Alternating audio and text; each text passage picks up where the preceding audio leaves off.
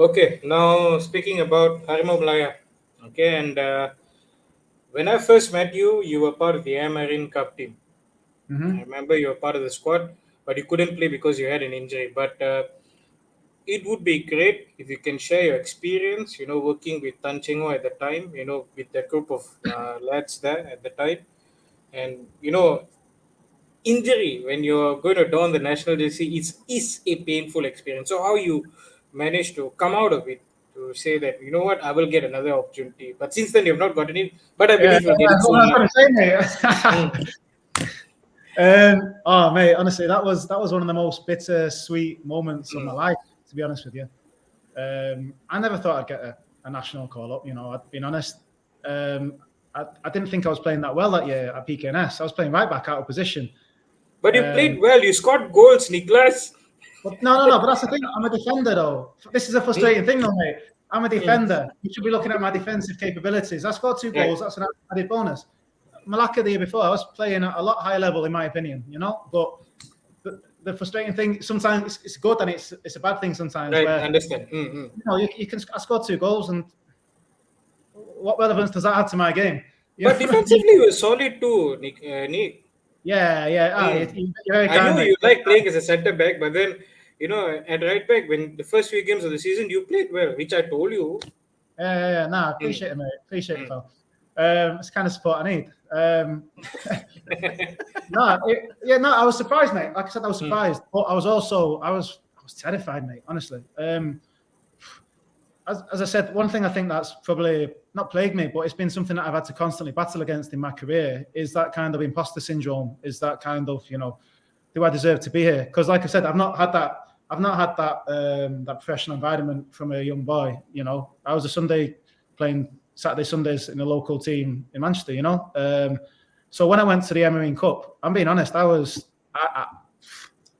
shitting it. I was so scared. No. Honestly, that's the only word that came into my head. But I remember I went to the first session. I had a tight groin, and I remember I was so tense, so tight. And then what's he called, Matt Yo? We're playing Mm. just head tennis.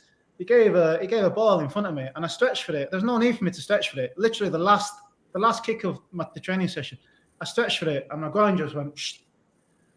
And and then I couldn't believe it. I thought we had a bit of time after that to get fit for it to heal, but then probably not knowing what he was doing, the assistant coach at the time tapped on my shoulder and he says, "Nick, I think you need to try and train today."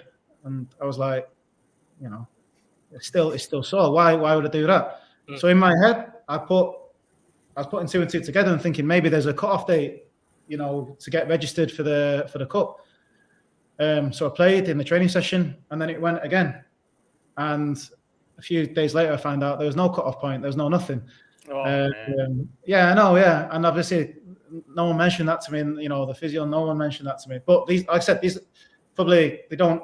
At the time, they didn't understand the consequences of the small details that they were saying. So they're all great people, great professionals, but just my bad luck at the time. And obviously that ruled me out.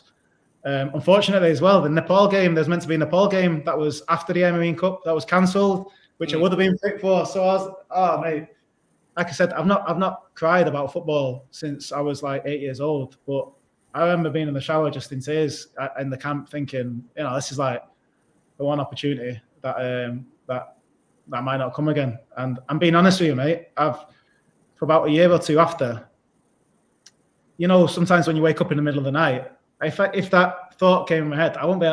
It killed my sleep as well. It was that it had that much of a not traumatic, but you know what I mean. It hurt that much to me. But maybe it drives me on to push again and maintain for a few more years yet.